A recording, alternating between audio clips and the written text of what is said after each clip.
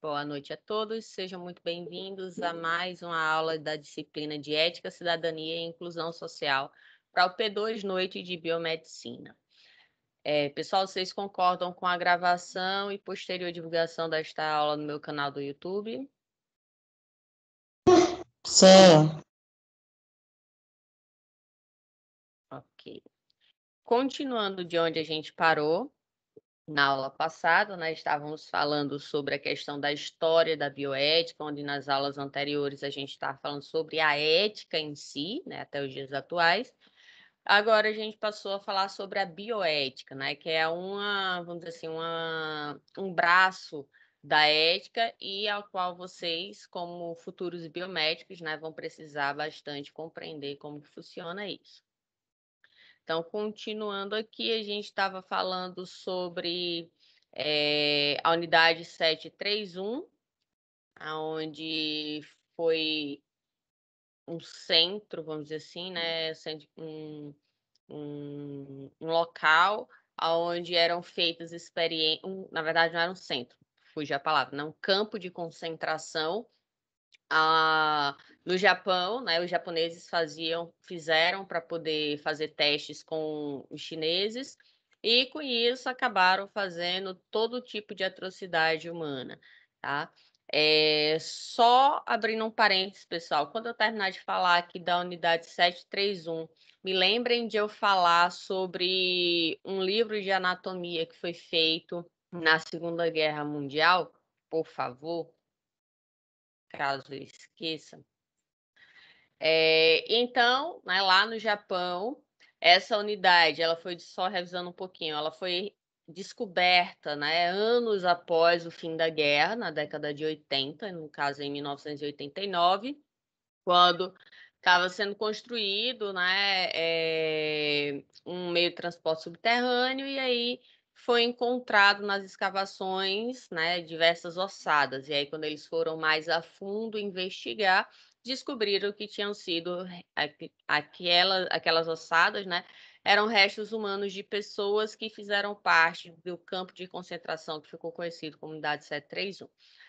Eu mostrei, né, eu divulguei, na verdade, para vocês o link dos filmes que a gente falou na aula passada, tanto o Cobaias, que é o filme relacionado àqueles experimentos que foram feitos com os homens negros nos Estados Unidos, né, os homens que tinham sífilis. Coloquei também o link do filme sobre o Código de Nuremberg, né, o Tribunal de Nuremberg, que foi justamente o julgamento das pessoas, dos médicos, né, que estavam envolvidos nas atrocidades que ocorreram nos campos de concentração da Segunda Guerra Mundial.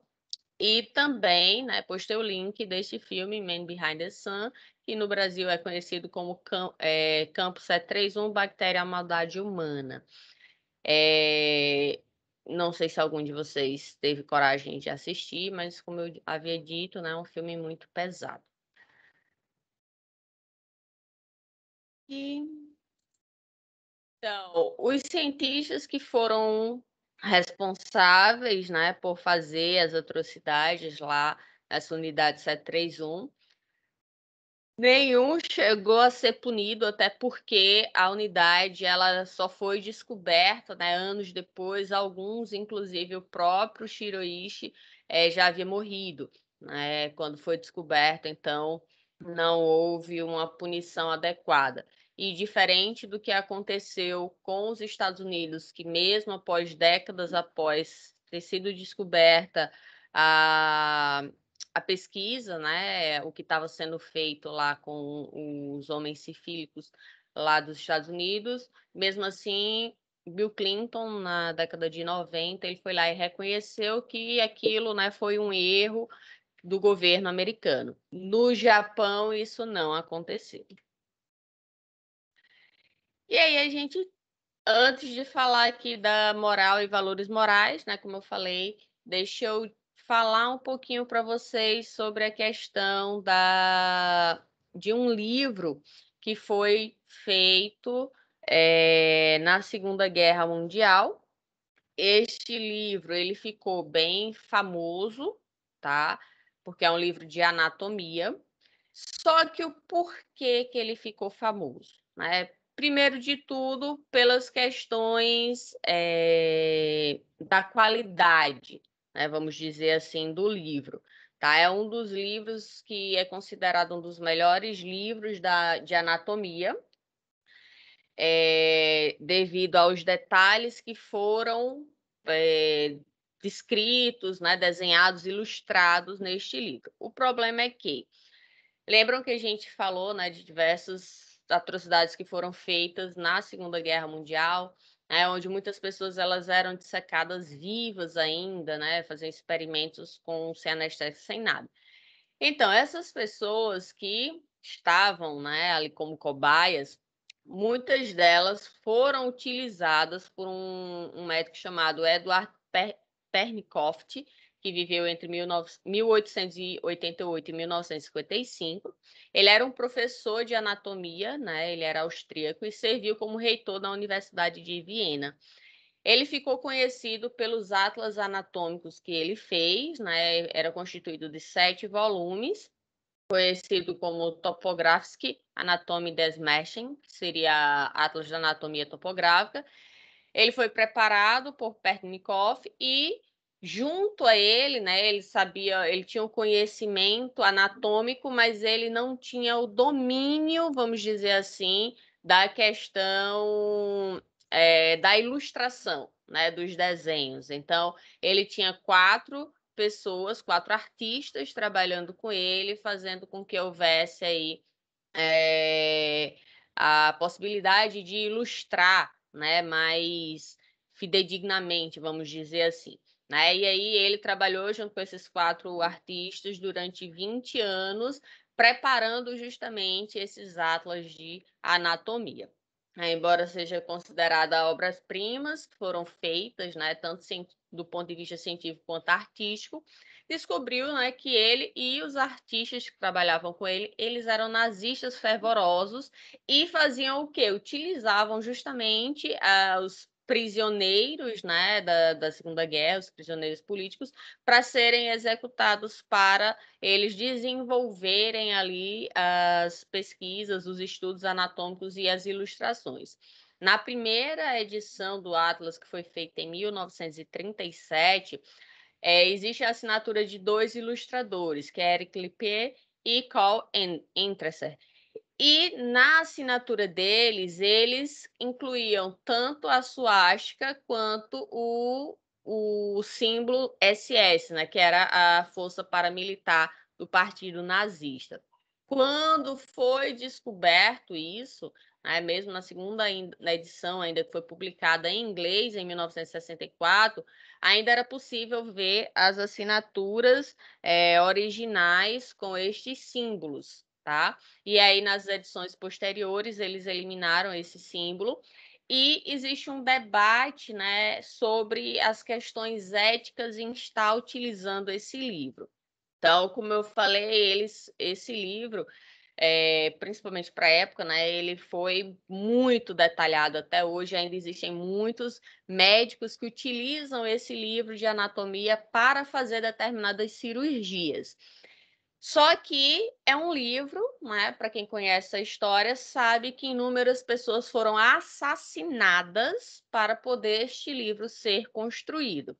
Então, não seria, né, vamos dizer assim, de bom tom, ético, nem nada, você está expondo, né, um livro como esse, como sendo um livro ali, com diversos médicos, né, eles têm ali nas suas prateleiras os livros para que eles possam estar fazendo suas consultas. Então, não são mais produzidas versões desses livros já há bastante tempo. E os que existem, né, são livros usados e as pessoas cobram fortuna por esse livro. Para vocês terem uma ideia, eu fiz uma pesquisa rápida, tem unidades desse livro que está sendo vendida por 800 e poucos dólares. A gente convertendo em real, a gente tem uma quantia muito alta para um livro como esse. Hoje em dia, com a tecnologia, né, os desenhos, as obras ficam também tão boas quanto. Mas esse livro vem o debate ético no sentido de usar ou não. Mas aí os próprios judeus, eles falaram que sim, né, para que a memória dessas pessoas que foram assassinadas sejam, de certa forma, lembrada para um bem, vamos dizer assim, né, que já que foi feito, não tem como apagar, né, já que esse livro foi construído, que isso possa estar sendo utilizado para salvar outras vidas. Né? Então, no momento que tem um procedimento médico, né, durante uma cirurgia ali, que seja necessário um conhecimento que o livro pode estar proporcionando, então que sim, ele possa ser utilizado para salvar uma vida ali. E pronto, era só isso que eu queria acrescentar para vocês, caso vocês não tivessem conhecimento sobre essa história, né, partindo do princípio da questão ética relacionando algo do passado, né, uma atrocidade feita durante a Segunda Guerra Mundial, mas que ainda é utilizada de certa forma por alguns nos dias atuais para, né, ter possibilidades de um sucesso maior nos procedimentos médicos. E aí a gente vem para a questão de moral e valores morais, né? Então, ambos são um conjunto de regras ou hábitos de conduta que valem para qualquer tempo ou lugar, para qualquer grupo ou pessoa. Como a gente já falou, né, quando estávamos discutindo as questões éticas nas primeiras aulas. Então, valores morais são costumes que aprendemos na família, na religião, na escola, aceitos e validados pela sociedade e que buscamos transmitir de geração em geração, ou seja, são aprendidos historicamente. Mas esta questão, né, de moral, valores morais, ou como alguns costumam dizer, né, moral e bons costumes, muitas vezes isso fica mais na teoria, né? Na prática, isso não é colocado por muitos, principalmente brasileiros, né, onde enchem a boca para dizer, né, estufam o peito, vamos lutar pela família tradicional brasileira, né? Pela moral e bons costumes da sociedade, vamos lutar para que não ocorra isso ou aquilo. Só que aí a gente vê, né, que por trás daquele discurso a gente tem geralmente um político que se diz, né, eu sou contra o aborto, mas engravida a amante, né, que aí já tem uma questão, né, de que teoricamente se fosse cumprir a questão das morais e bons costumes, né?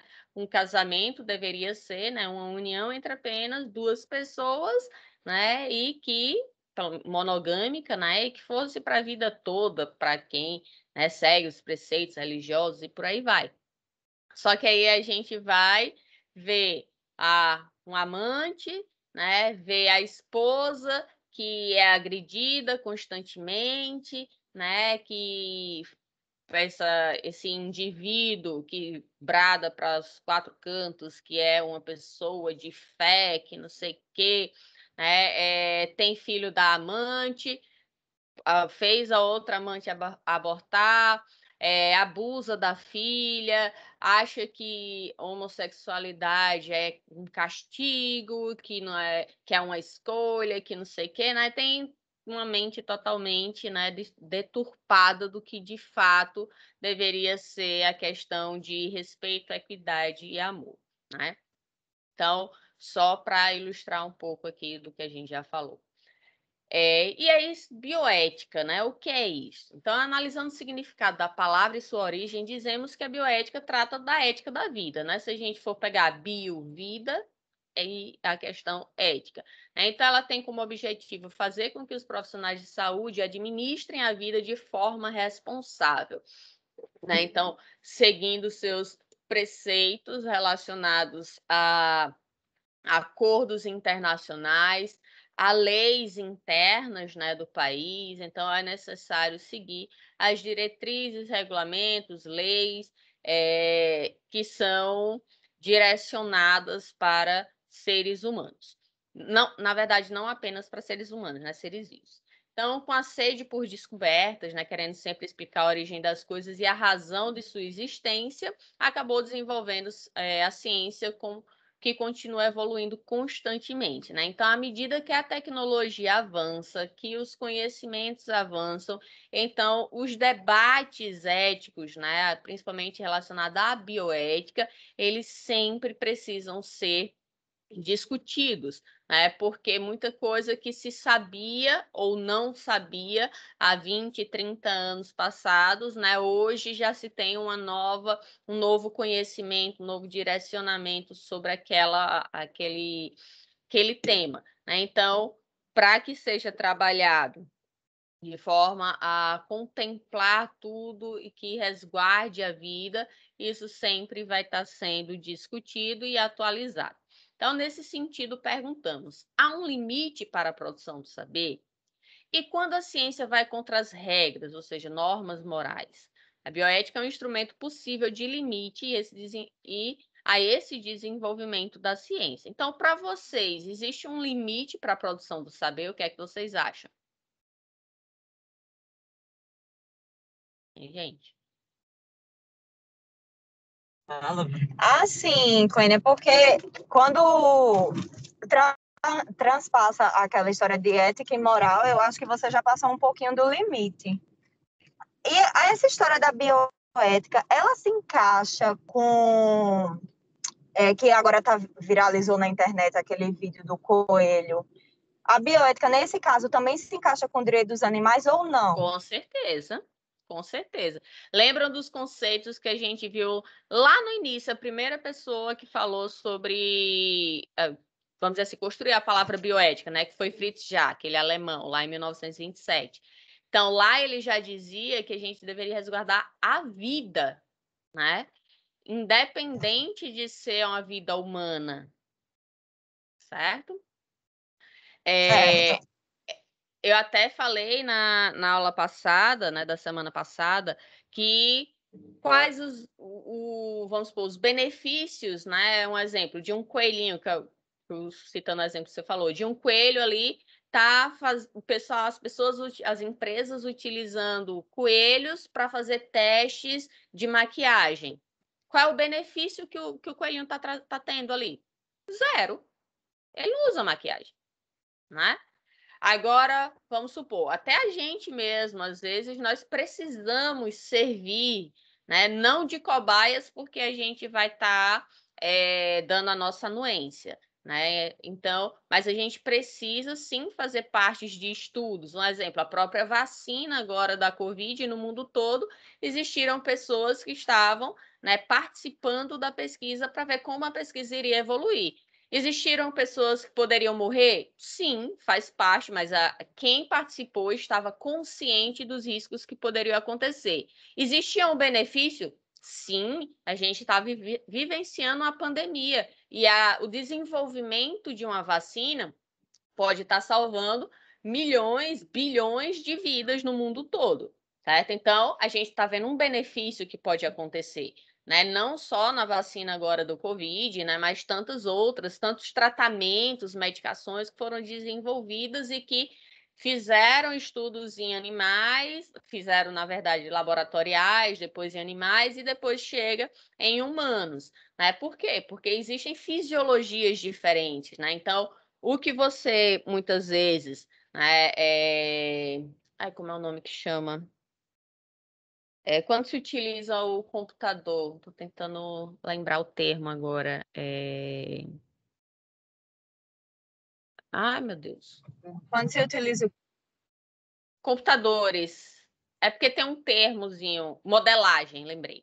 Então, quando se utiliza modelagem, onde você... Modelagem é o seguinte, você coloca todos os parâmetros possíveis ali num programa de computador, e aí você vai, vamos supor, eu quero saber se a força de uma onda vai destruir determinado represa que eu estou construindo. Então, eu vou lá, calculo a força de uma onda, sei lá, de uma pancada de 10 quilos, de 20 quilos, de 30 quilos. E aí, matematicamente, ele vai fazendo os cálculos. Só que a gente está falando de seres vivos, né? Organismos que têm diversos fatores que vão poder estar influenciando. Não é uma coisa exata, né? Não é 2 mais 2 são 4. Então, se faz inicialmente essa questão da modelagem, tá? Esses testes laboratoriais, computacionais, quando esses resultados começam a se mostrar positivos, aí você começa a fazer isso, por exemplo, também in vitro, né, no laboratório. Depois começa a usar em animais, em vivo, ver como que vai acontecer, quais serão as reações nos animais. Se mostrar, né, os resultados se mostrarem positivos, aí leva-se para seres humanos. Então, vacinas, medicamentos para humanos, da mesma forma para animais, também são benéficos, porque os animais também precisam de vacinas, de tratamento. Agora, por exemplo, testar cigarro, testar maquiagem, isso aí não há nenhum benefício. A bioética, ela traz a ética para a vida num contexto geral, humano ou não humano, certo? Então, ela sim vai ter esse foco para tudo no geral. Falando da questão de fugir, né, a ética tendo um limite, né, como a gente falou aqui, a produção de saber estando relacionado à moral e a costumes, isso é relativo. Porque a gente também falou um pouquinho disso na semana passada, se eu não me engano.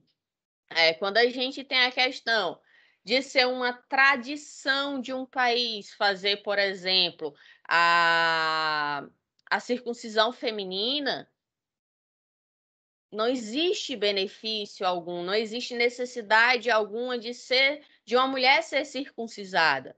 Tá? É simplesmente uma questão machista, aonde se tem em determinadas culturas o pensamento de que mulher é um ser vivo de segunda categoria, aonde ela não deve ter nem sequer um prazer num ato sexual. Então, se faz retirada, dependendo da circuncisão, se tira tudo, pequenos e grandes lábios e o clítoris, que é para a mulher não sentir prazer algum. Então, se a gente for utilizar a questão da moral e costumes, aí a gente precisa sim estar ultrapassando um pouco esse limite.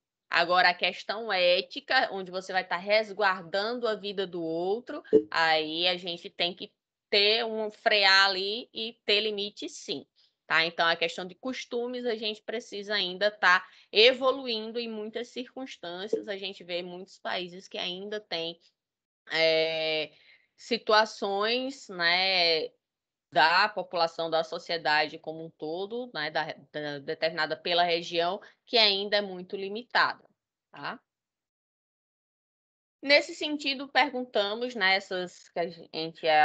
fazemos essas perguntas que a gente acabou de falar e discutir, né, e que vocês disseram, pelo menos uma pessoa participou, né, que a produção do saber, sim, existe um limite, tá? Até onde que a gente pode estar fazendo pesquisa, tá utilizando, né, seres vivos para estar desenvolvendo conhecimento. E aí, quando a ciência vai contra as regras, contra as normas morais, aí é aquilo que também eu falei agora há pouco, né? Então, essas normas morais, muitas vezes, elas precisam evoluir, tá? Aí a gente não está falando sobre a questão ética, e sim uma questão relacionada à sociedade. Deu para entender a diferença, pessoal? É o que, Clênia, cortou aqui, porque eu tô pelo celular que meu computador não quis ligar. Certo. Estou perguntando se vocês entenderam a diferença de quando se ultrapassa o limite da ética e quando se ultrapassa o limite de normas morais. Porque normas morais, Deu sim, professora, para entender. pronto, está relacionada à cultura, costumes, né? E a ética não, é a questão de resguardar a vida, né? Então, a bioética é o instrumento, né, sim, de que é possível ter limite e, como eu falei, sempre, né, a ciência vai estar evoluindo, a tecnologia, o conhecimento para até algo que antes poderia ser proibido, num futuro próximo, com o desenvolvimento dos conhecimentos e tal, isso possa ser agora pesquisado utilizando outras ferramentas, né? Sem precisar estar ali literalmente com um ser vivo fazendo os testes. Então, só para descontrair aqui, né? Deus e o anjinho aqui conversando, aí o anjo fala, né? Senhor, descobriram o código genético humano. Aí Deus fala, malditos hackers, né? Vou ter que mudar a senha. Então, foi algo que contribuiu muito para o desenvolvimento da ciência como um todo, certo? Essa questão do descobrimento, vamos dizer assim, né? Da leitura do código genético, né? Do genoma humano. Na verdade, a gente já consegue, né, através da biotecnologia, ela avançou bastante e é possível, sim, né, de forma cada vez mais rápida, você conseguir identificar os genomas de determinada espécie. O exemplo, o código genético do SARS-CoV-2, né, do coronavírus, o que permite, né, a gente ter a COVID, que é a doença, ele foi rapidamente descrito.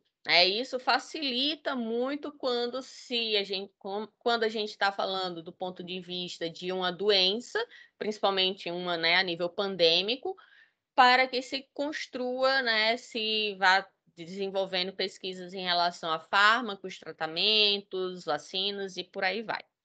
Então, a bioética, né, para que ela, vamos dizer assim, trabalhe bem, ela precisa ter este elo junto com a saúde pública e as relações internacionais.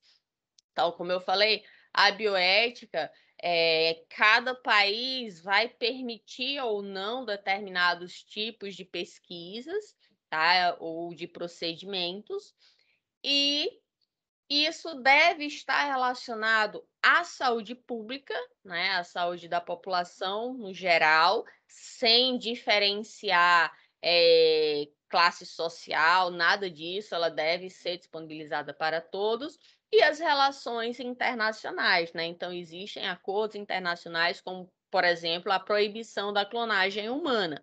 Ela não é permitida a nível mundial. Ah, quer dizer que ninguém está tentando fazer clonagem humana? Não sabemos. Legalmente, não. Certo? Se tiver algum laboratório em algum canto do mundo tentando fazer, está fazendo por debaixo dos panos, porque isso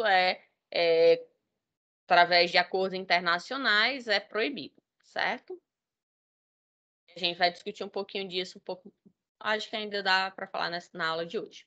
Então, a bioética ela vai ser dividida em bioética geral e especial, a ética médica, né, que é atrelada à conduta específica do médico, e ela vai ter seus princípios, o princípio da autonomia, da beneficência, justiça e não maleficência, que a gente vai falar um pouquinho sobre esses 4 aspectos. Mas, antes disso, eu vou trazer para vocês aqui um vídeo curtinho, tá? Falando um pouco desses experimentos, disso que a gente discutiu agora há pouco, certo? Então, esse título aqui é o título do vídeo no YouTube, se por acaso vocês não estiverem conseguindo assistir por aqui, né? Mas, como eu vou passar agora, vocês vão ter o acesso. Então, 5 experiências perturbadoras feitas com humanos, né, durante a nossa história. Lógico que existem muitas outras mais, aqui foi só para servir de exemplo, tá bom? Então, deixa eu passar aqui para vocês, é rápido. A imagem de cientistas malucos sempre foi explorada pela literatura e pela indústria cinematográfica. Afinal, quem não conhece a história de Frankenstein? Alguns desses personagens são apenas excêntricos e, mesmo com todas as suas manias e atitudes incomuns, acabam surpreendendo a todos de uma maneira positiva. Mas outros costumam ter um lado sombrio, capaz de criar verdadeiras atrocidades. E o sentimento que fica em nosso peito é de decepção e tristeza por todas as pessoas que sofreram nas mãos desses sádicos. Os profissionais da lista de hoje utilizaram métodos terríveis para provar suas teorias e realizar as suas conquistas. Parecem ter saído mais de uma fantasia das páginas de ficção e thriller. Conheça 5 experiências perturbadoras feitas com humanos. Número 1, estudo monstro. E esse merece o nome, presta atenção. Em 1939, fonoaudiólogos da Universidade de Iowa, nos Estados Unidos, acreditavam que a gagueira era um comportamento aprendido, causado pela ansiedade de falar de uma criança. Para provar essa ideia, ou esse absurdo, se você preferir, eles realizaram o que o jornal The New York Times, em 2003, chamou de estudo monstro. Esses médicos tentaram induzir gagueira em crianças órfãs, dizendo a elas que estavam condenadas à gagueira. Insinuaram que elas já estavam mostrando sinais deste problema e que não deviam falar nada a não ser que tivessem certeza absoluta que iriam falar direito, corretamente. O resultado da experiência não obteve sucesso e o comportamento das crianças mudou drasticamente. Ficaram caladas, quietas demais e muito desanimadas. A universidade foi processada e em 2007 pagou o equivalente a R$ 1,5 milhão de reais. O método utilizado para realizar essa experiência sobre a gagueira infantil nunca foi divulgado por medo da pesquisa ser comparada com as experiências nazistas. Número 2, Unidade 731. Um laboratório terrível de testes durante guerras civis no Japão e também durante a Segunda Guerra Mundial funcionou aos comandos de Shiro Ishii. Os testes eram feitos em seres humanos que, inevitavelmente, acabavam morrendo. Os testes realizados nessa unidade eram absurdos e incluíam procedimentos como dissecação de pessoas vivas, amputação de membros e reimplantação de partes diferentes do corpo. Além disso, homens e mulheres eram infectados com sífilis e gonorreia por meio de abuso sexual para serem estudados. Também aconteceram muitos experimentos com armas para testar a explosão de granadas, lança-chamas e bombas químicas ou biológicas. Hoje, as atividades dessa unidade são consideradas como um dos maiores crimes de guerra já conduzidos pelo Japão. E o pior é que Shiro Ishii nunca foi responsabilizado por seus crimes e viveu sem nunca ter sido preso.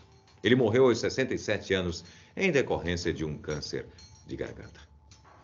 Número 3, o Anjo da Morte.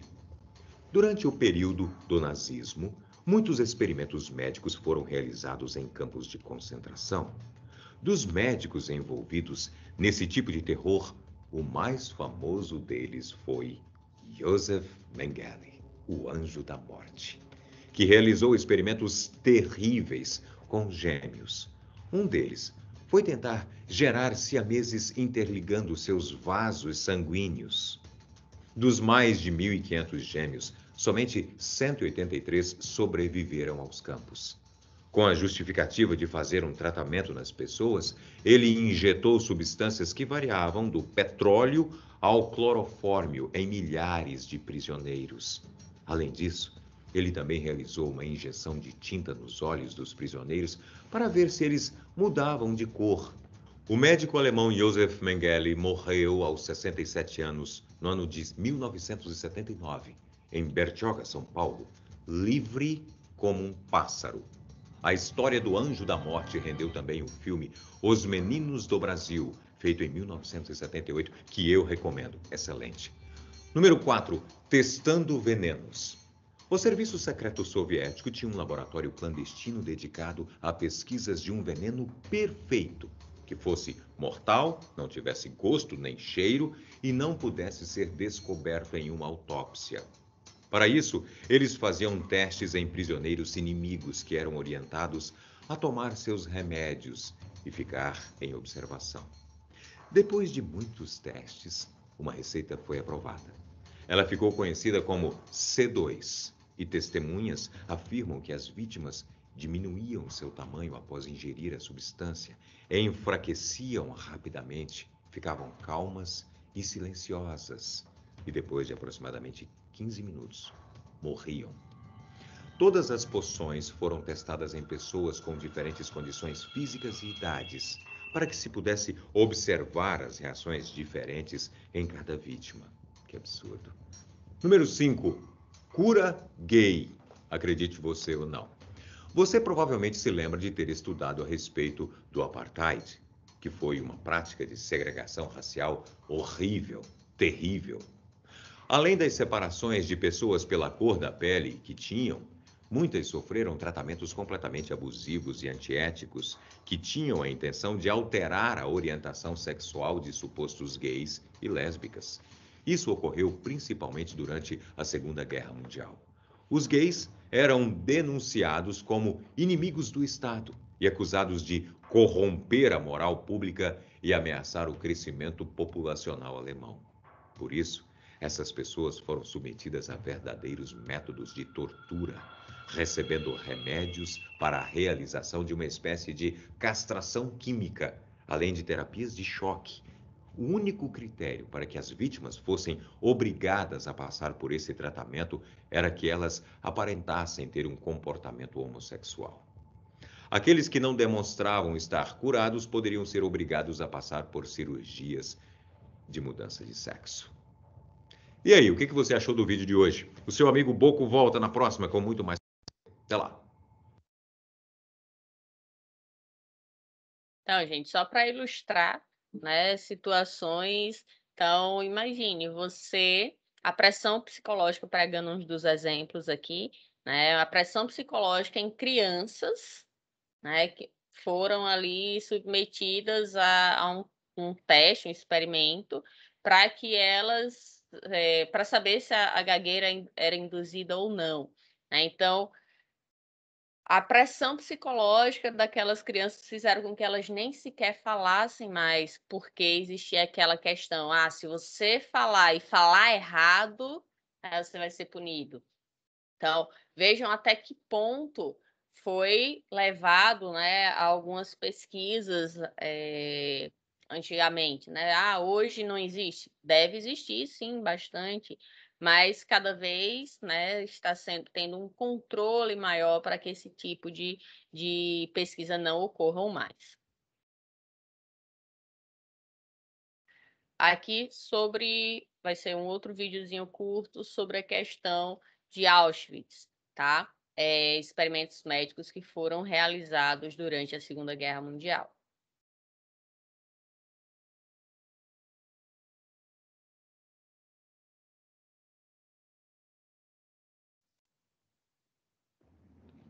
Hitler's right-hand man, Heinrich Himmler, had given the order that SS doctors were the only people qualified to perform the selections at Auschwitz.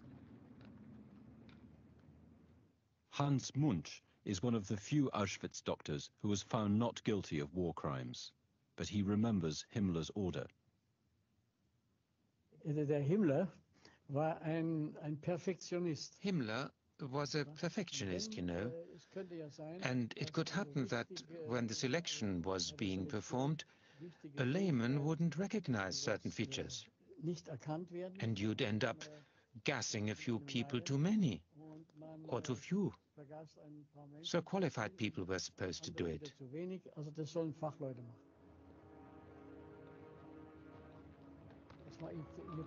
It was their daily job. Like other doctors in normal situation would look at their patient and say, "How are you doing today?" Now you looked at the whole transport, thinking who's usable and who isn't. Children under 12 were deemed unusable as they were too young to work. They were sent straight to the gas chambers.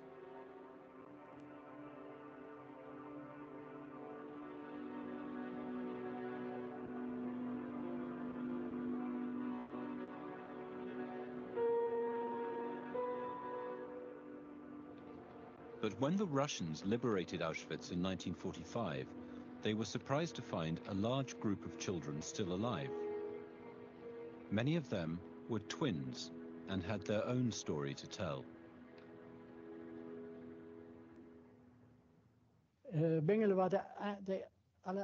Mengele was the most unique SS doctor I came into contact with.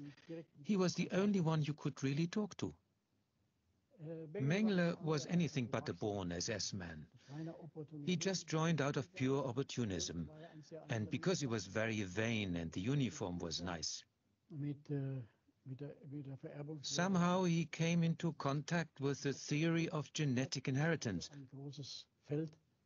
And he saw that that was a great area to make a name for himself as a doctor. And then he heard about Auschwitz, that there were opportunities there to do genetic biological research.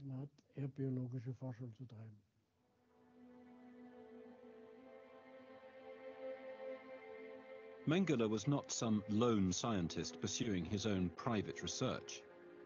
He was training under Germany's internationally respected Professor Ottmar von Verschuer. I was not a twin, but I was like a twin. I was there with my older brother, who was less than a year older than me. When we got to Auschwitz, other Jewish prisoners came and searched between the lines for twins. They were pushing and shouting out in a number of European languages. They shouted that they were looking for twins. Someone whispered to us in Yiddish, which I understood. He said, "If you come out as twins, you will stay alive." That's how we ended up in the lab as twins. But in fact, we were not twins. He said there had never been anything like this before, and there wouldn't be again in the near future. He should use this opportunity for doing twin research. You know, you do bad stuff to one twin and not the other, and then you cut them both open and see how things are, what's changed. Normally, you only get to do that with rabbits.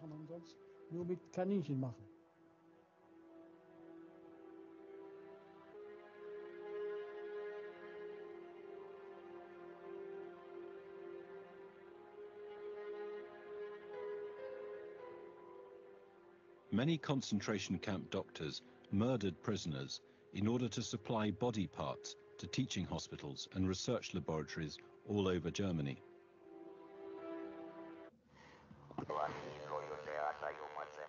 I don't know to this day exactly what they did, but I know that both my brother and I, well, they injected something into the base of our necks, which caused pain and swelling in my throat and a high temperature. They wanted to find out why my brother had a nice singing voice and I had a deep, hoarse voice. I don't think that by trying to find these differences and performing this operation that they could come to any scientific conclusion.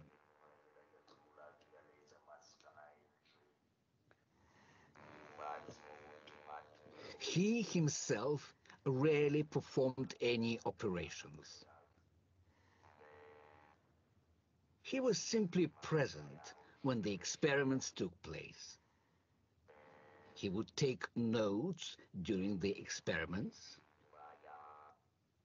I have serious personal problems with Mengele, a very big traumatic problem, because I sometimes think if it wasn't for him, I wouldn't have stayed alive.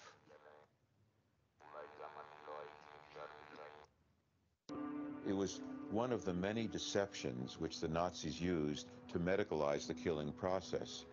And the deception was partly for the Jews so that they could be rendered non-resisting victims as much as possible, but partly for themselves so that they could see themselves as in some way carrying out a legitimate, more or less medical procedure.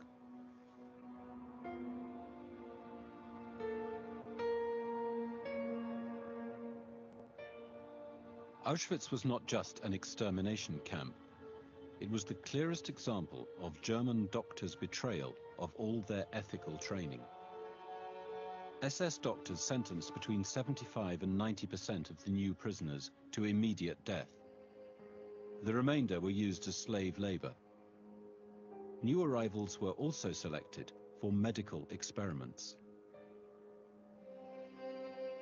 For the first time, they could implement death into their medical research. They could watch people, see how they react on certain poisons on certain physiological, non-physiological situations, then kill the people, and could see how the organs, how the brain, for instance, how liver reacted on that special research situation.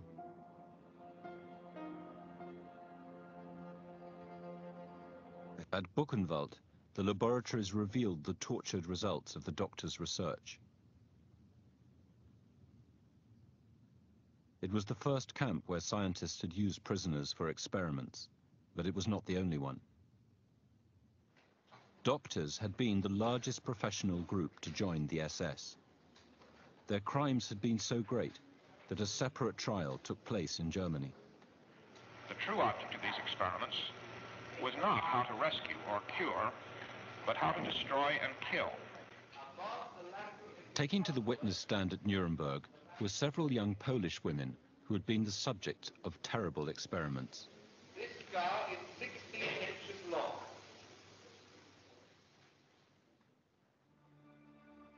Wanda Poltowska was a girl guide who had been caught working for the Polish resistance.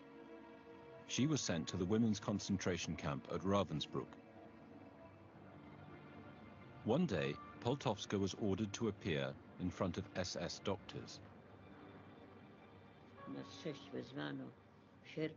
When 6 of us were summoned in August 42, I was sure that I was being summoned for execution.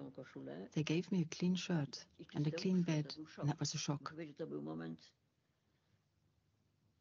It was one of the few moments when I was very frightened. I didn't know what they might do. Because German soldiers were suffering terrible wounds at the front, SS doctors decided to test the effectiveness of drugs by inflicting similar wounds on concentration camp prisoners.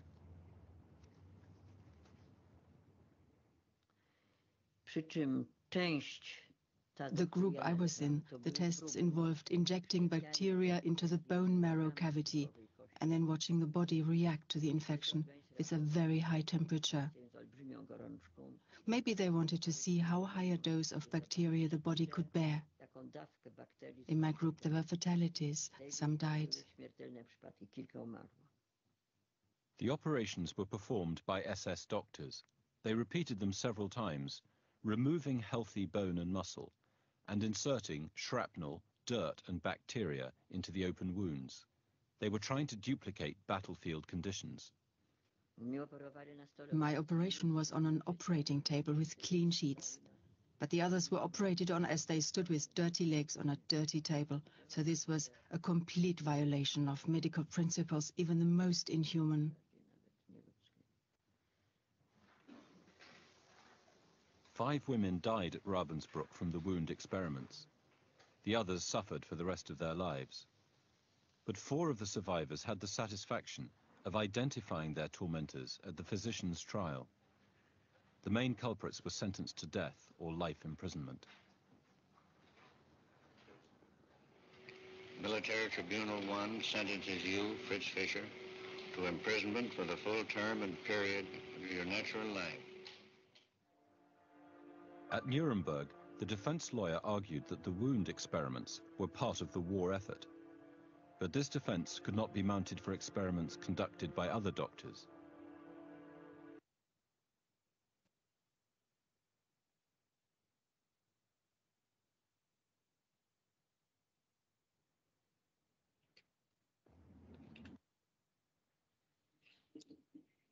Então, continuando, a gente já tinha falado, né, em algumas situações dessas que foram relatadas aí no vídeo, né, mas só para que vocês pudessem ver os relatos de fato de sobreviventes, né.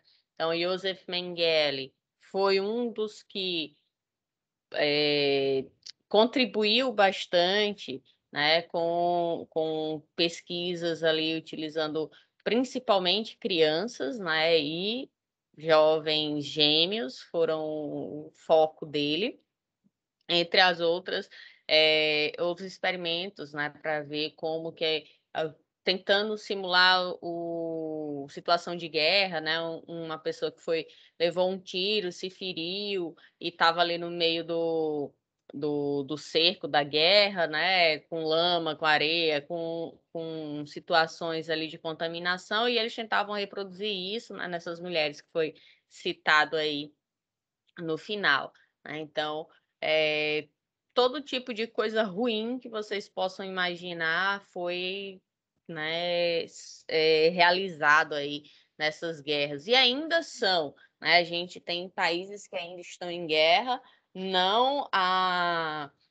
guerras no sentido mundial, né? Onde vários e vários países estão envolvidos, mas a gente ainda tem muitos países, principalmente ali na região do Oriente Médio, né?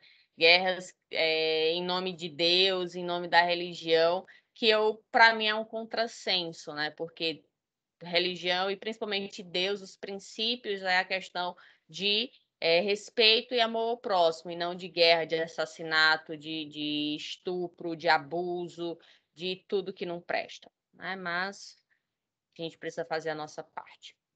Então, foi desenvolvido o relatório Belmont.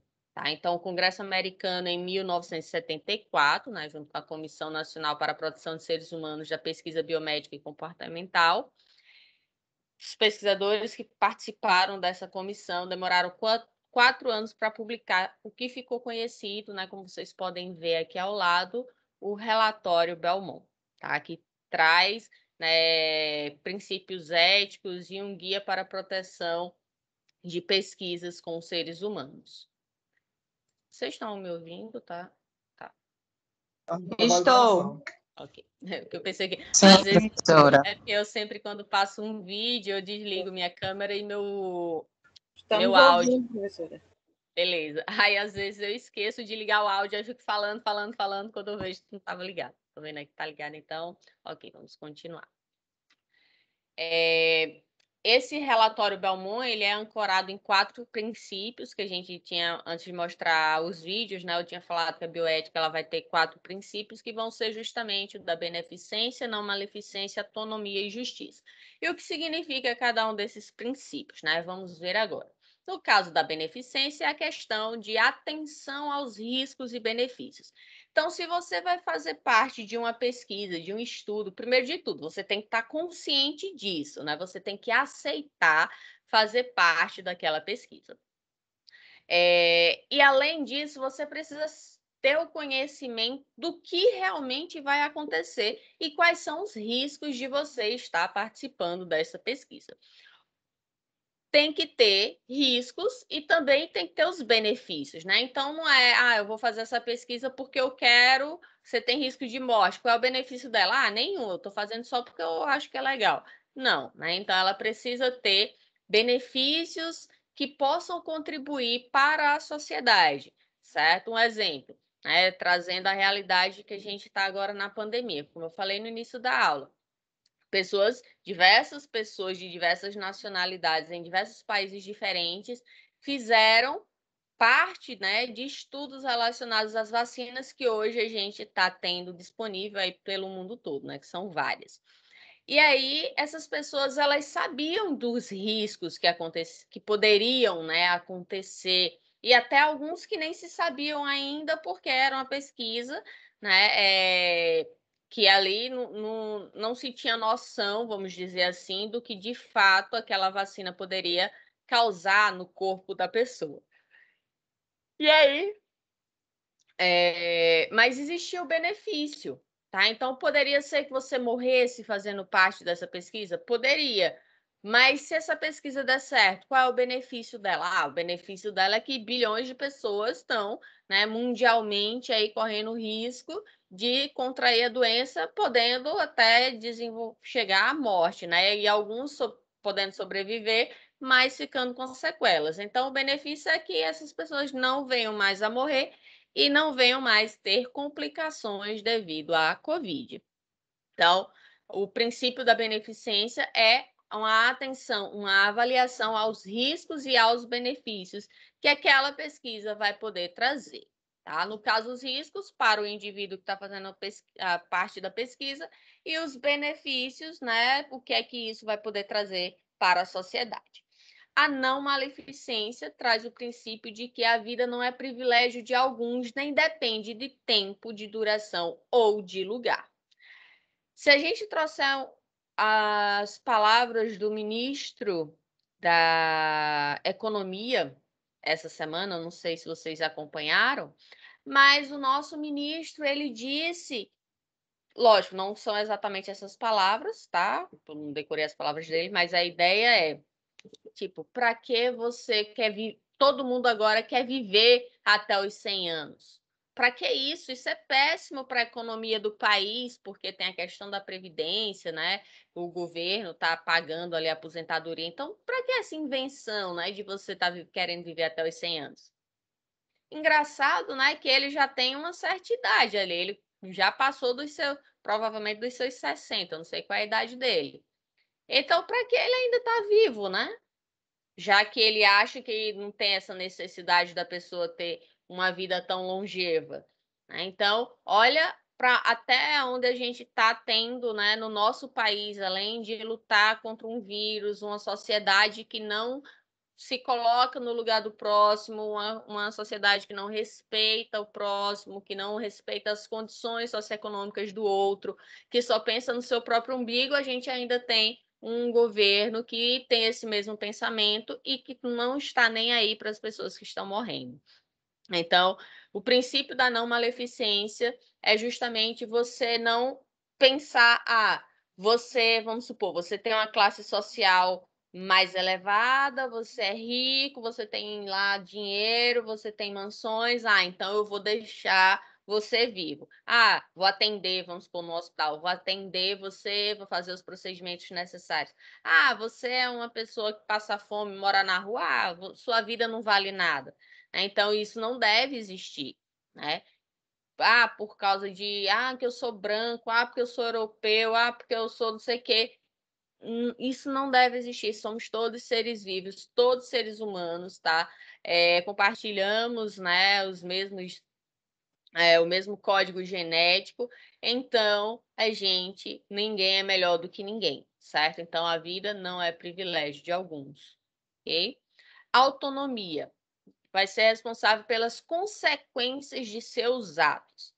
Lembram que eu falei que antigamente a gente tinha o termo, né, originário de paciente, devido a ter aquela questão do indivíduo ser passivo, né?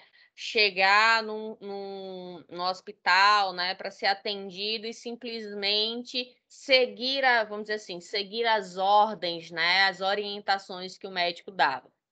Hoje em dia, não. A gente tem a questão da autonomia. Então, o paciente, no momento que ele vai chegar para ser atendido ou para fazer parte, né, de uma pesquisa, ele vai dizer a sua realidade, no caso de um atendimento médico, ele vai dizer o que ele está sentindo e, de acordo com os exames diagnósticos, ele vai poder escolher qual tratamento ele vai querer seguir ou mesmo não seguir nenhum tratamento, certo? Isso deve ser uma opção da pessoa, do indivíduo, e não do médico. E a gente tem a questão da justiça, tá? Que é a equidade quanto aos sujeitos de experimentação. Eu pergunto para vocês sabem a diferença entre equidade e igualdade?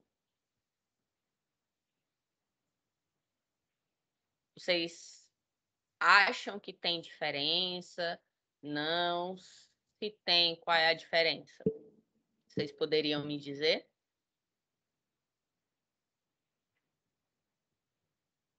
Tem, pessoal? Eu não sei a diferença. Mas você acha que tem diferença entre equidade e igualdade? Eu acho que sim.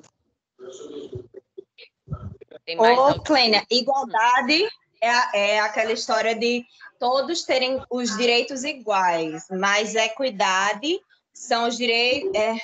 É porque eu vi uma imagem aí, eu entendi mais ou menos. Tipo vou assim, trazer uma imagem para vocês também. Você tem um muro onde todo mundo recebe um banquinho para poder olhar. Só que tem gente que não consegue olhar do outro lado porque é a altura. Vou adiantar, então, essa imagem aqui para você. Cada um. Ai, é como se fosse direitos iguais e adaptados, não é isso, Matheus? Então, vamos tentar, vamos dizer assim, traduzir essa imagem. Quando a gente fala de igualdade, é você manter todos iguais, certo? Só que nem sempre você dá as mesmas...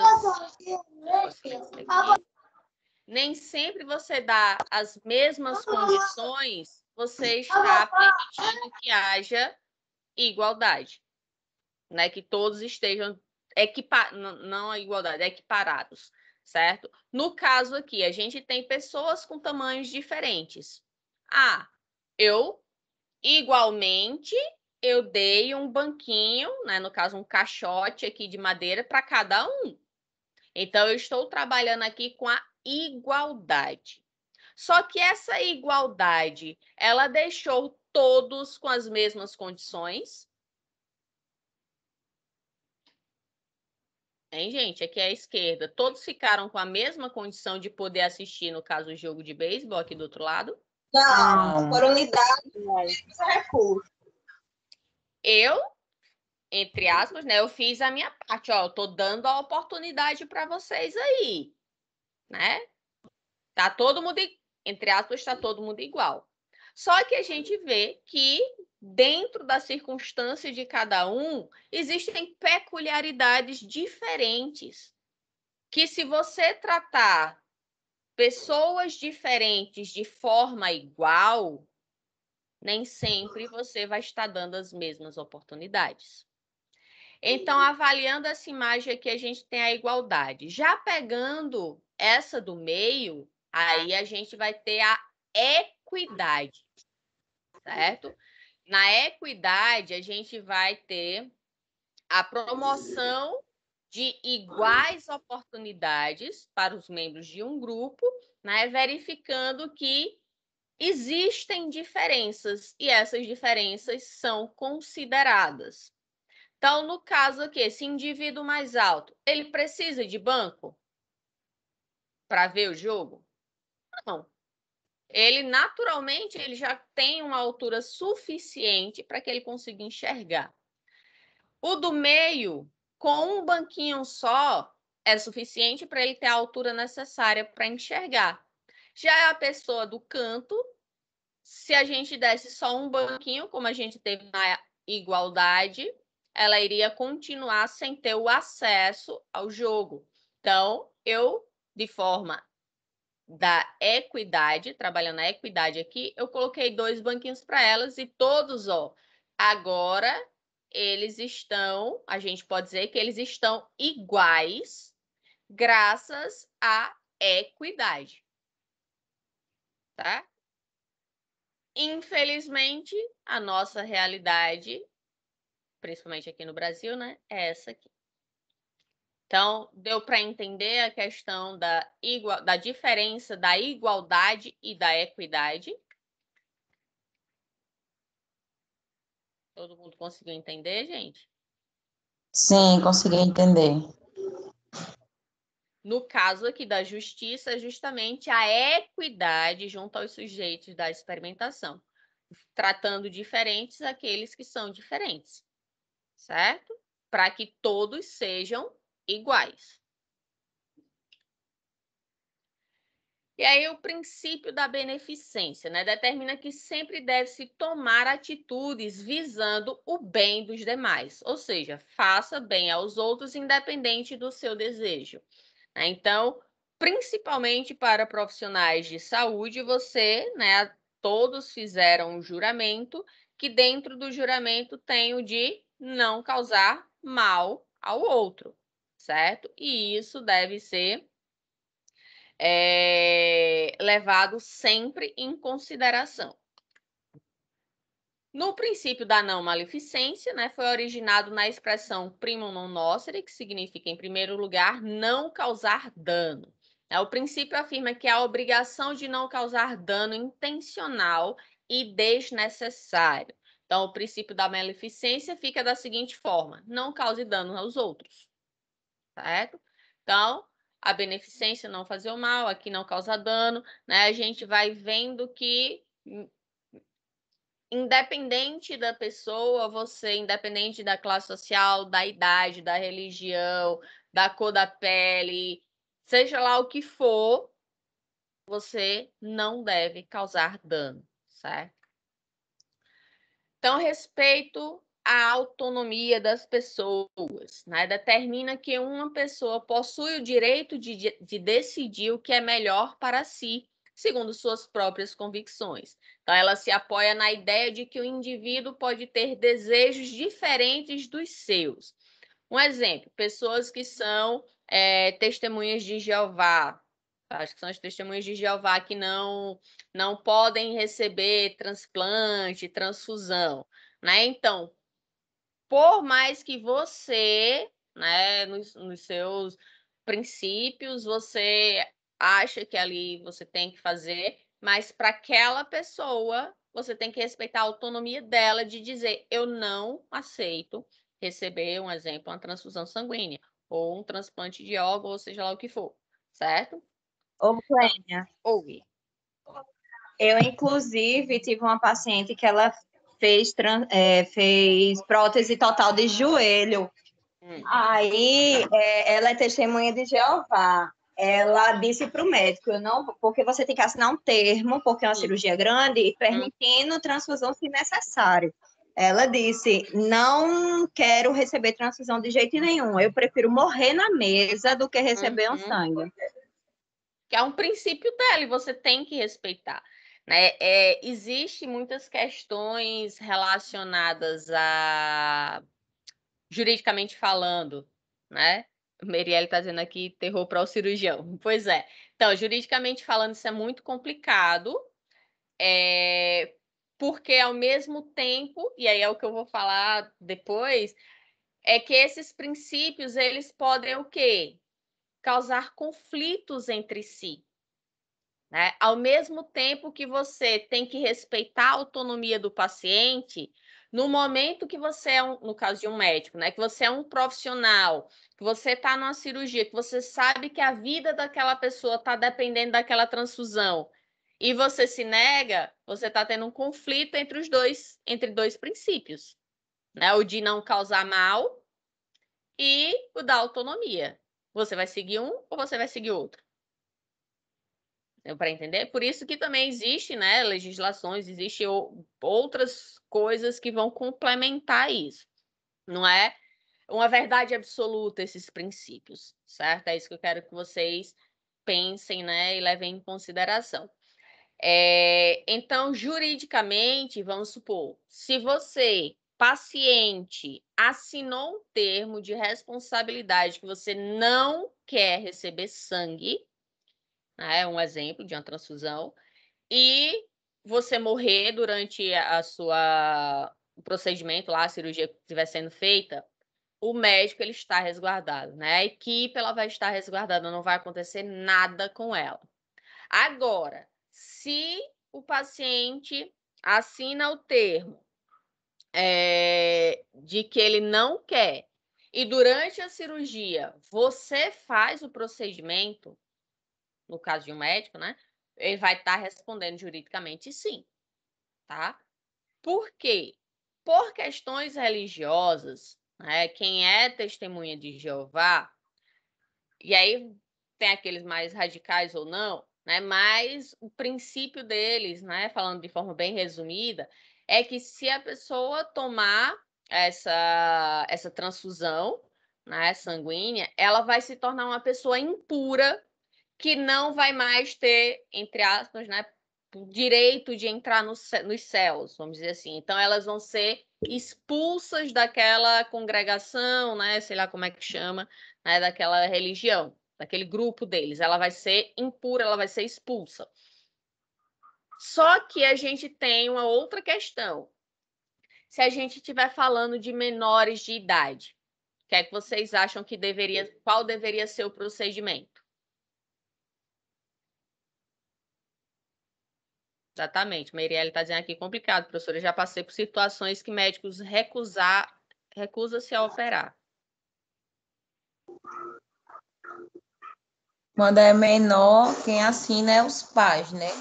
Mas aí, nessa situação, os pais não vão assinar e a criança vai falecer. Por que os pais não vão assinar e por que a criança vai falecer? Em termos da religião, quando a religião não no caso, os pais vão assinar. Eles vão assinar que não permitem, né? Isso, que não permite a transfusão e a criança vai chegar a falecer por conta da religião deles. Só que, justamente, isso por ser menor de idade, aí tem um porém. Por isso que eu digo, bioética não é uma ciência exata, né? É muito complexa para a gente poder estar raciocinando, compreendendo e colocando em prática quando a gente tem essas questões. Quando a gente fala de menor de idade, vamos supor que seja uma criança de 5 anos, que não sabe o que quer da vida ainda, né? Ela é muito pequenininha, ela ainda está em desenvolvimento. Então, pode ser que aquela criança cresça e ela não queira fazer parte daquela religião. E aí, no momento que os pais dela proíbem ela de receber uma transfusão sanguínea e ela morre, ela não teve nenhum direito de escolha. Certo? Então, quando são crianças, aí juridicamente, né, lógico que isso vai. Eu não sou advogada, né, mas isso vai render bastante.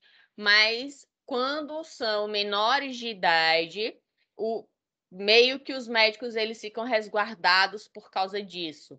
Tá? A criança ela ainda não tem autonomia de decidir o que ela quer ser da vida, se ela vai ou não seguir aquela religião.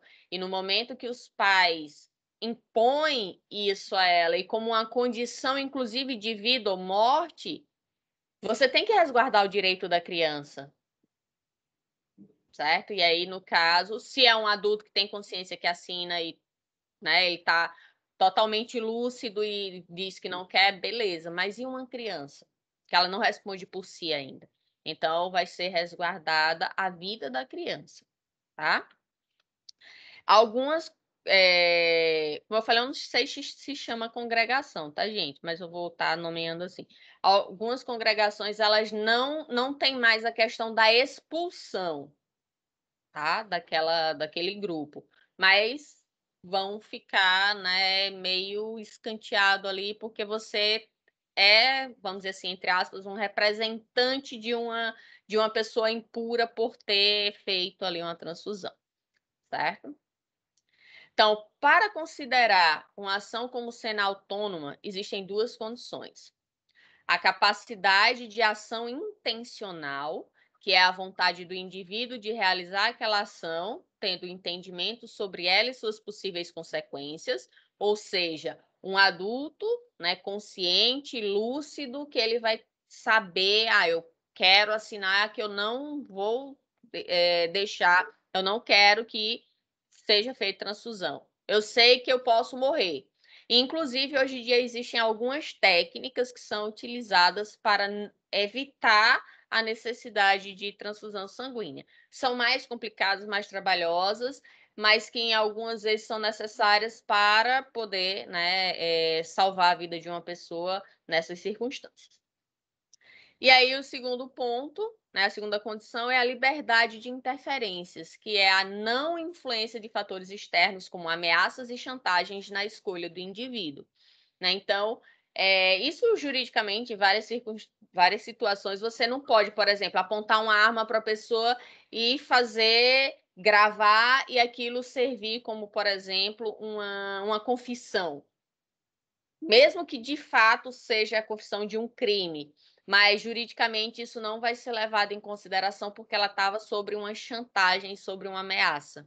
Tá? Da mesma forma, isso também vai servir para cá.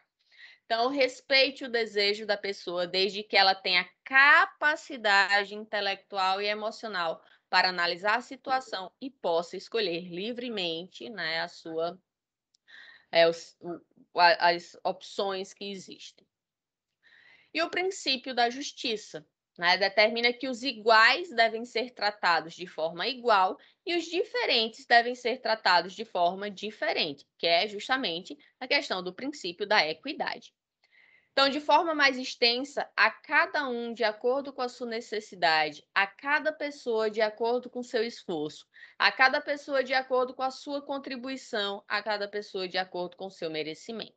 Desta forma, por exemplo, duas famílias precisam de dinheiro para tratar uma mesma doença. No entanto, uma delas possui melhor condição financeira do que a outra. Sendo assim, para qual delas seria doada a maior quantia? Segundo o princípio da justiça, seria para aquela família de menor condição financeira, seguindo a ideia de dar mais a quem tem menos. Então, compensar as desvantagens existentes a fim de atingir a melhor igualdade possível na sociedade. Seria muito bom se a sociedade ela trabalhasse dessa forma e pensasse com uma visão para todos e não apenas para alguns. Então, quando a gente tem pessoas que dizem a minoria deve se curvar à maioria, isso não deveria ser o pensamento, nem nada pior das circunstâncias de uma pessoa que está à frente de um país. Então, ninguém deve se curvar a ninguém e deve existir equidade, porque nós vivemos, principalmente aqui no Brasil, num país totalmente, como eu posso dizer, desigual, tá? Aonde a linha da pobreza está cada vez mais aumentando, principalmente agora, aonde o nível educacional das pessoas, as classes sociais, o simples fato da pessoa ter uma comida na mesa durante as 3 principais refeições do dia. Isso não existe para boa parte dos brasileiros. Então, sim, a gente deve estar pensando nessas minorias também, e não apenas naquelas pessoas que têm, querendo ou não, é a maior parte do país, que podem ter uma refeição. Então, a gente precisa olhar para todos. Então, já dei o exemplo aqui, da diferença entre igualdade e equidade, e a realidade é bem dura para a gente. Então, vamos ver os casos a seguir, tá? Para a gente avaliar, para a gente refletir no sentido, que eu falei, não é uma ciência absoluta e que sim, vão existir conflitos entre esses 4 princípios, certo? Que foram desenvolvidas lá no relatório Belmont. Então, no primeiro exemplo, uma garota apresenta um quadro grave de alergia e seu namorado deseja levá-la ao hospital, mas ela disse que não quer, que vai melhorar em casa. Então, o que deve ser mais importante nessa situação? Respeitar a autonomia do indivíduo e não levá-la ao hospital, ou deve, em nome da beneficência, levá-la ao hospital mesmo sem o seu consentimento? E aí, o que é que vocês acham?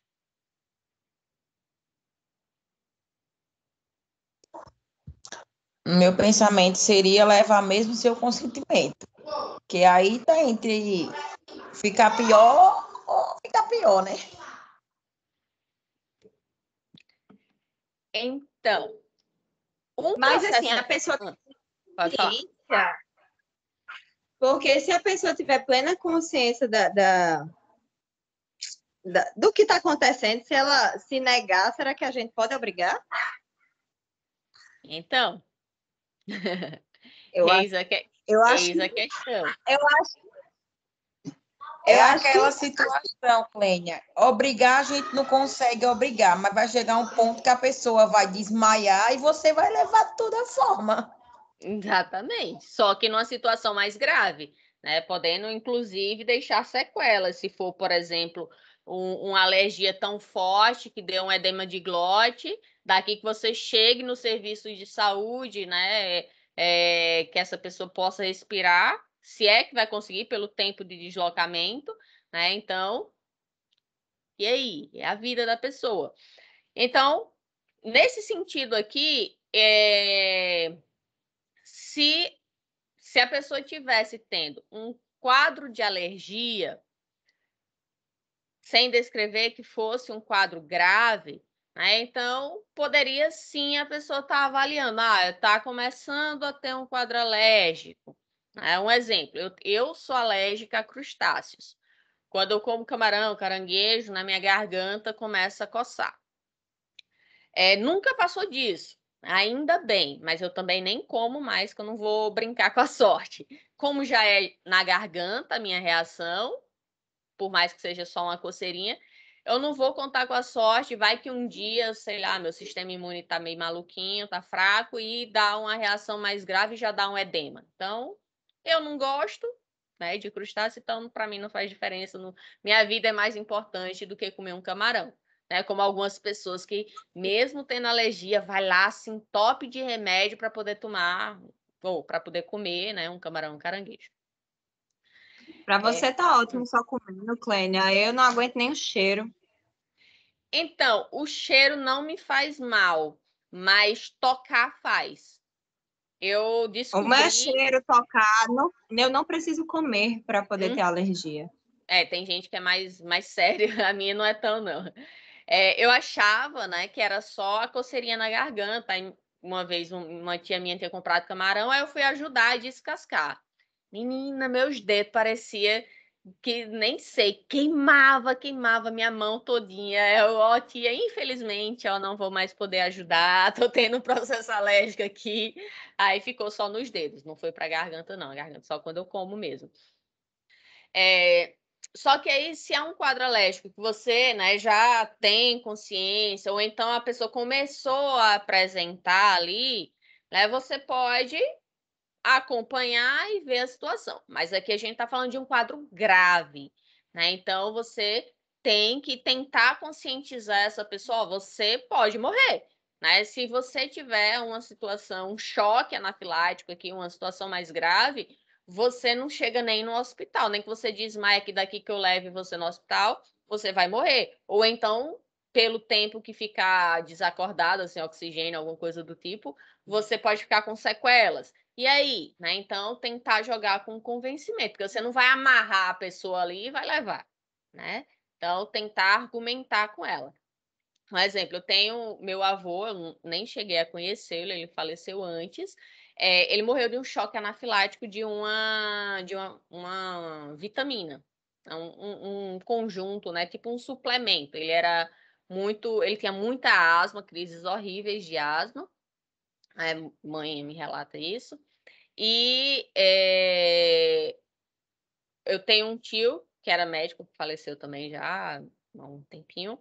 E um aluno desse meu tio estava, né, trabalhando com esse suplemento e aí foi dar para o meu avô.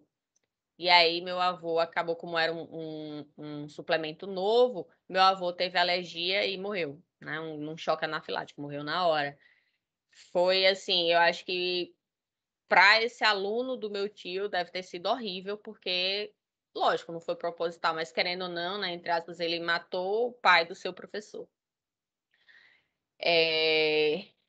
E aí, meu avô, né, eu peguei as alergias, a asma, peguei algumas coisas assim, mas aí eu não arrisco, certo? E eu, assim, fico muito chocada quando eu vejo pessoas, como eu falei, que pegam assim, top de Mac. Não, eu deixar de comer um camarão por causa de alergia. Eu vou me entupir de camarão. Meu Deus, né? A mente humana é complicada. Então, neste caso aqui, a gente deve tentar ao máximo convencer essa pessoa de que a vida dela está em risco, ela está numa situação grave e que sim, ela pode morrer. Um garoto ficou... Essa aqui é mais complexa, tá, gente? Um garoto, ele ficou tetraplégico e deseja cometer eutanásia. Eu não estou levando em consideração o fato daqui do Brasil, tá? Isso aqui é um cenário hipotético. Então, aqui no Brasil, a eutanásia não é permitida. Mas, neste exemplo que a gente está falando aqui, vamos supor que seja num país que permite, ok? Então, o garoto ficou tetraplégico e deseja cometer a eutanásia, né? Que é você, através... a morte assistida, né? Profissionais de saúde vão lá e fazem com que a pessoa, né, morra. Então, seus pais, muito abalados, não concordam. E por isso ele faz um acordo com os pais, né, de esperar por 2 anos para experimentar como seria a vida daquele jeito, né, tetraplégico. E ver se, durante esses 2 anos, ele mudaria de ideia. Porque ele era uma pessoa saudável, né, com todos os movimentos, sofreu um acidente e, de repente, ele ficou totalmente imóvel, né, do pescoço para baixo, sem poder fazer mais nada do que ele queria, sempre dependendo de todo mundo. E aí ele não viu que para ele tinha sentido a vida assim. E aí ele queria, né, fazer a eutanásia. Só que os pais não quiseram, fizeram ele um acordo, ó, vamos esperar um pouco, vamos ver se você se adapta, né? Daqui a 2 anos a gente conversa sobre isso de novo. Só que ao passar os 2 anos, o garoto permanece com o mesmo desejo, né? Justificando que não tem motivo para viver daquele jeito, já que sempre passava mal, não tinha boa qualidade de vida. E aí, o que fazer? Respeitar a autonomia do indivíduo e permitir que ele realize a eutanásia, ou, em nome da não maleficência, proibi-lo de seguir com essa ação. E aí? Clênia, me fizeram essa pergunta, porque essa história é igualzinho ao livro de Como Eu Era Antes de Você. Não sei se você já ouviu falar.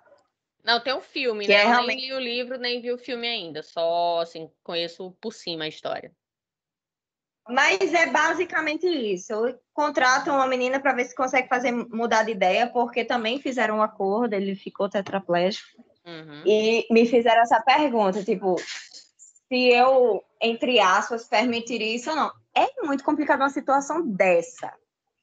Porque eu penso no lado dos pais e eu penso no lado dele. Só que diga, conclua.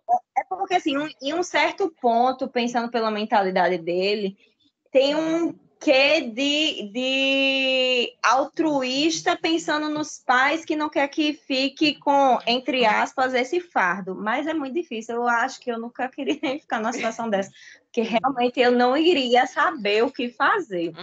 Eu entendo o lado dele, mas você ia ficar pro resto da vida pensando, né? Se você permitisse, por permitir que meu filho morresse. É complicado. Só que aí vem o que eu queria falar. A gente tem que pensar na dor do outro, né? Eu sei, assim, espero nunca precisar passar por isso, mas para vocês terem uma ideia, eu não conseguia, porque eu trabalhava no projeto Tartarugas Urbanas. Não sei se vocês conhecem, né? Que trabalha com preservação de tartaruga marinha aqui no nosso litoral. Eu não conseguia fazer eutanásia de tartaruga. A tartaruga estava lá, tipo um morto-vivo, porque são animais que são extremamente resistentes. A gente já chegou com o animal vivo, que ele estava tão magro, que o osso aqui da nuca da tartaruga, deixa eu desenhar aqui para mostrar para vocês, só para vocês terem uma ideia. O osso do crânio, ele não é como o da gente, né? É arredondadozinho. Na ponta... cadê? Para abrir aqui. Na ponta do crânio dela... deixa eu... Pronto, vou ver aqui. Na ponta do crânio dela, a gente tem isso aqui.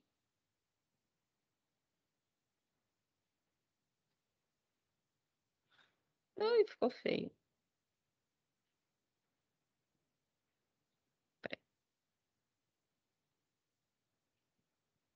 Eu tô também desenhando rápido aqui.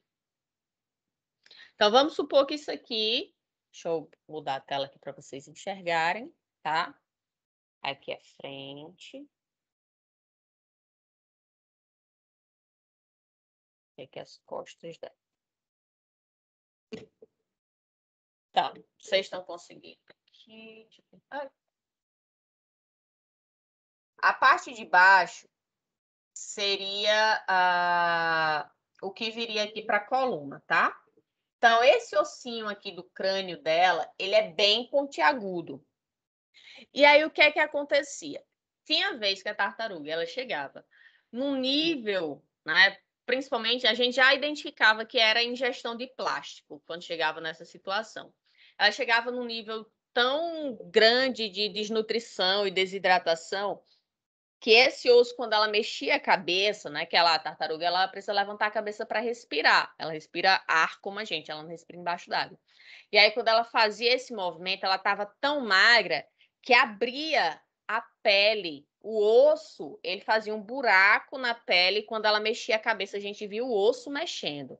Para vocês verem um nível de seriedade do quadro dessa tartaruga. Tinha outras que, quando mexia a nadadeira, perfurava os ossos aqui da nadadeira, perfurava o plastrão, que é aquele casco de baixo, de tão magra que ela estava. E assim, você via, assim, era só couro e osso, literalmente a tartaruga ainda viva. Não tinha o que fazer. Inclusive, quando a gente ia fazer a necrópsia depois, que viu o tanto de plástico dentro dela, ela já estava praticamente podre por dentro, mas ainda viva. E eu não tinha coragem de fazer eutanásia. Sempre quem fazia era a minha orientadora. E aí a gente tem essa circunstância aqui. Então, a gente tem uma pessoa, um ser humano consciente, ele está consciente, né? E que ele sabe que, para ele, aquela circunstância não é mais vida. Aí a gente tem o lado dos pais. Lógico que nenhum pai vai querer, né, perder seu filho. Só que a gente tem a questão do egoísmo, né? Muitas vezes a gente quer os nossos entes queridos próximo da gente, mas será que aquela pessoa realmente está vivendo? Né? Então, o sofrimento dela ali, eu não estou nem pensando na questão de, porque eu vou ter trabalho, eu vou ficar com trabalho, estou querendo me livrar. Não, não é isso. Tá? Não é nesse ponto que eu estou falando. Eu estou falando no sentido de que aquela pessoa ela tem o desejo de não viver mais. Ela está consciente. Ela deu a oportunidade, nesse exemplo aqui, né? Ela deu a oportunidade de viver por um tempo a mais para ver se realmente ela conseguia se adaptar. E para ela aquilo é sofrível. Né? Tem uma situação de eutanásia de uma atleta, não lembro agora o país, ela é da Europa, tá? Que na adolescência ela foi diagnosticada com uma doença que cada vez mais se agravou, que afetava os ossos, fazia com que ela não conseguisse dormir de tanta dor, ela não conseguia dormir mais do que meia hora seguida, de tanta dor, só para vocês terem uma ideia.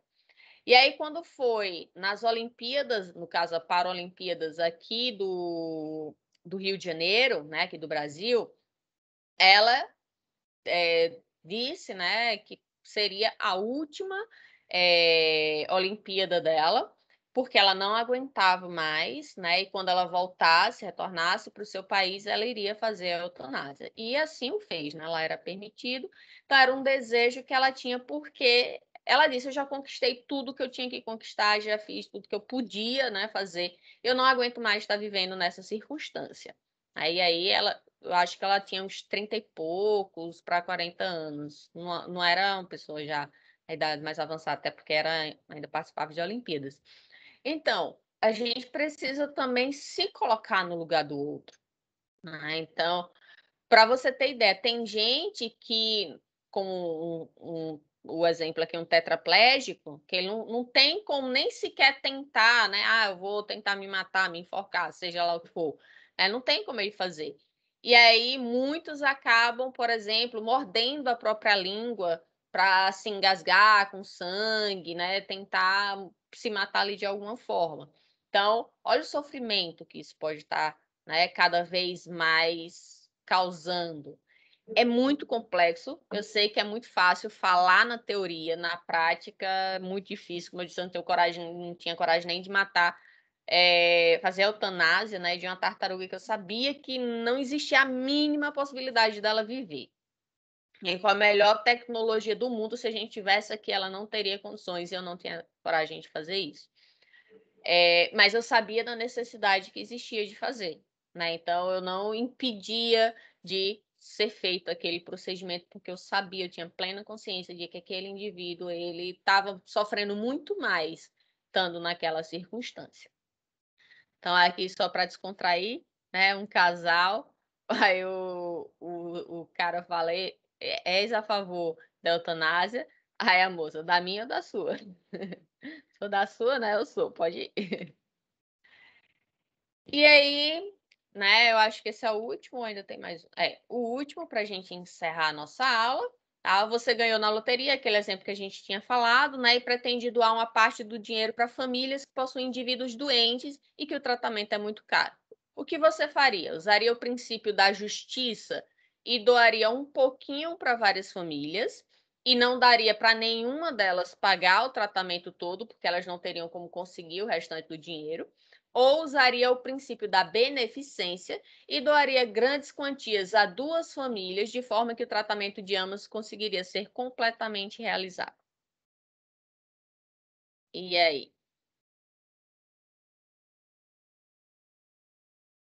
Eu acho que eu faria a segunda opção. Daria Porque pelo menos a não oportunidade. adianta você dividir para todo mundo e não conseguir fazer nada. Exatamente. Como o povo diz, né? Enxugar gelo. Nadar, nadar e morrer na praia. Um exemplo, vamos supor que o tratamento de cada uma dessas famílias fosse 50 mil reais. Eu tivesse 10 famílias. Então, iria adiantar eu dar 10 mil para cada uma, onde ainda todas elas ficaria faltando 90? Ninguém ia fazer o tratamento. Ou eu pegar duas, ou 90 não, 40, né, que é 50 mil tratamento. Ou eu pegar apenas duas famílias, dar 50 para cada uma e essas duas terem 100% do tratamento. Porque no primeiro caso, eu ajudei, mas não serviu para nada. No final das contas, eu ajudei, mas não ajudei, porque nenhuma fez o tratamento. No segundo caso, eu pelo menos teria duas famílias ali, né, que teriam a possibilidade de ser tratadas, e aí eu poderia buscar de alguma outra forma, né, possibilidades dessas outras famílias também conseguirem acesso ao tratamento. Certo? Viram que não é tão simples a questão dos princípios da ética, da bioética. A gente precisa, entre eles mesmo, né, eles entram em conflito e a gente precisa avaliar, né, várias circunstâncias, muitas vezes, para poder tomar uma atitude e ter uma decisão. Certo? Por hoje, gente, é só. Próxima aula nós continuaremos. Eu acho que na próxima aula a gente termina com essa parte de bioética e aí a gente entra na parte de cidadania e inclusão social. Tá bom? Fiquem com Deus, se cuidem, se protejam. Se for sair, usem máscara, lavem as mãos. Ao chegar em casa, se cuidem também. Tá bom? Evitem a aglomeração e até semana que vem. Tchau, tchau. Boa noite, Clélia. Boa noite a todos. Boa noite, professora. Boa noite, Clélia.